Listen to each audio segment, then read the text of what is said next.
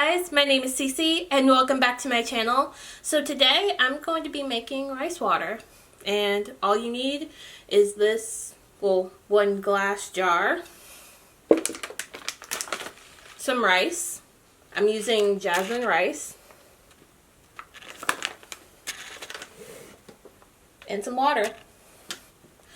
Now, of course, you can add essential oils to it because rice water doesn't smell the best.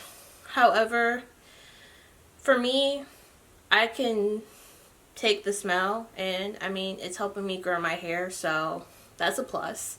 But if you guys are wondering what essential oils I would normally use, I pretty much pick either the peppermint ones, the eucalyptus, the lavender, the tea tree,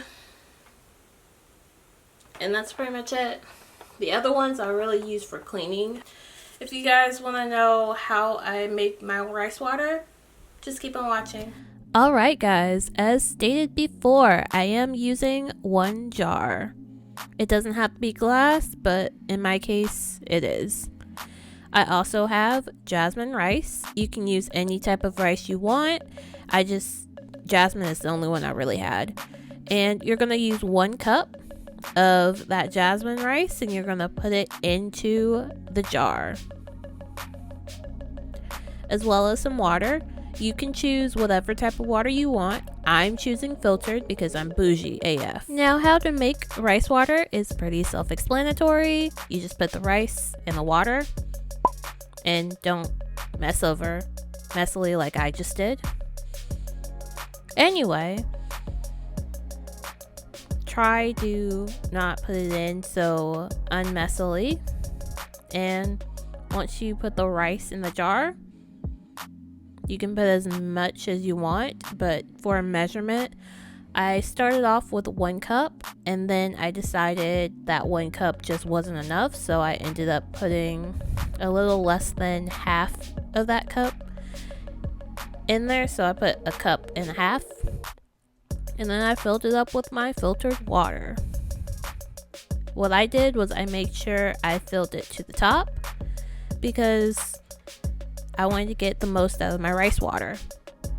Now, rice water can be extremely stinky, which is why you add the essential oils. I end up using either peppermint, tea tree, eucalyptus, lavender, whichever one. But for this one, I did not add any essential oils to it just because I'm so used to the smell. Congratulations, you are now done with your rice water. Now I'm just shaking it up to further mix the rice water together. And this is the consistency that it should be for now. What we are going to do is just continue to shake it to ensure that it infuses more, and we're going to let it sit. I will let my rice water sit for about a day or two just so it can further ferment. And right here you can see that I'm showing off my amazing bartending skills that I've acquired over the years. Thank you guys so much for watching. Make sure you guys like, comment, subscribe, and I'll see you guys in the next one. Bye!